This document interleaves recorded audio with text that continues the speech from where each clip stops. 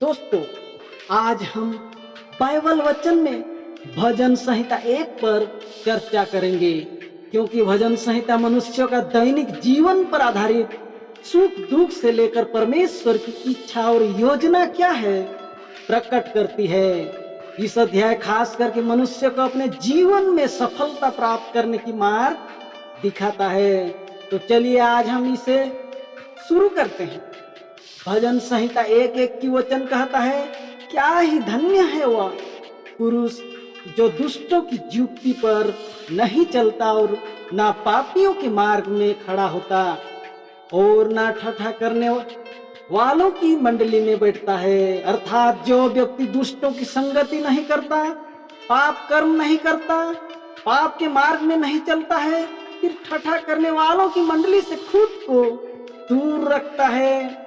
दरअसल ठट्ठा करने वाले लोग सिर्फ अच्छी बातों से हंसी मजाक नहीं करते हैं, बल्कि अभद्रता की सीमा को भी लांघ कर हंसी मजाक करते हैं। इसलिए भजन संहिता कहता है कि जो ऐसे लोगों से दूर रहते हैं वे धन्य हैं।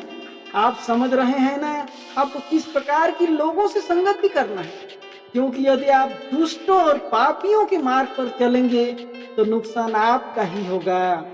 भजन संहिता 2 की वचन कहता है, परंतु वह तो यहोवा की व्यवस्था से प्रसन्न रहता है और उसकी व्यवस्था पर रात दिन ध्यान करता रहता है। अर्थात जो लोग पाप के मार्ग से खुद को दूरी बनाए रखते हैं, खासकर वे परमेश्वर की व्यवस्था से प्रसन्न रहकर परमेश्वर की आज्ञा और विधियों को दिन रात ध्यान करते हुए जीवन जीते हैं, ऐसे लोग परमेश्वर की आज्ञा से प्रसन्न रहते हैं।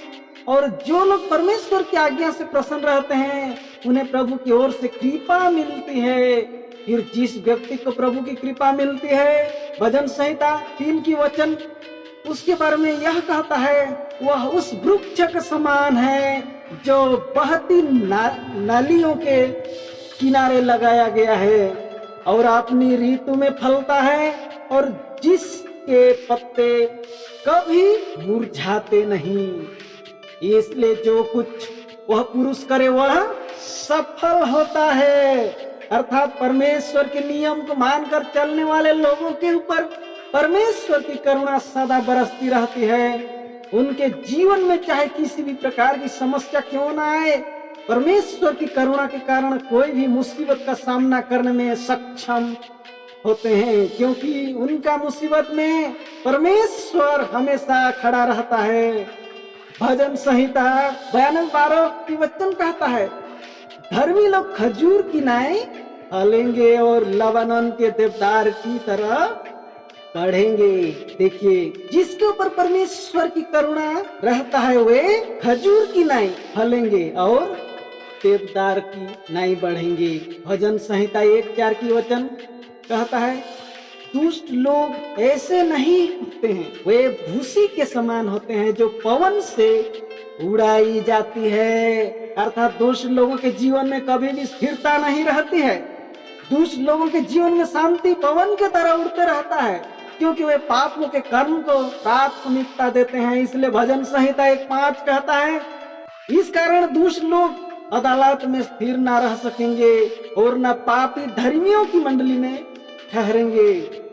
दुष्ट लोग अदालत में धर्मियों के खिलाफ न्याय बिगाड़ने का काम करते हैं, परंतु परमेश्वर दुष्टों को अदालत में स्थिर रहने नहीं देता है और दुष्टों को धर्मियों की संगति में भी जगह नहीं मिलता है, क्योंकि लोग दुष्टों को घृणा करते हैं। फिर भजन संहिता 1 की वचन कहता है, क्योंकि यहोवा धर्मियों का मार्ग जानता है परंतु दुष्टों का मार्ग नाश हो जाएगा। अर्थात नहूम 1:7 की वचन कहता है कि यहोवा भला है, संकट के दिन में वह दृढ़ गढ़ ठहरता है और अपने शरणागतों की सुधि रखता है, क्योंकि परमेश्वर धर्मियों का मन को जानता है और उन्हें संकट के समय में बचाता है, परंतु दुष्टों को वो नाश होने के लिए छोड़ देता है। इसलिए आपको परमेश्वर की सत्य के मार्ग पर चलना चाहिए।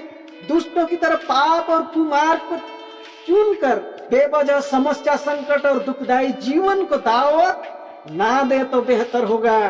मैं आशा करता हूं कि भजन संहिता 1 अध्याय आपको समझ में आ गया होगा। दोस्तों, वचन अच्छा लगा हो तो सब्सक्राइब जरूर कीजिएगा। धन्यवाद।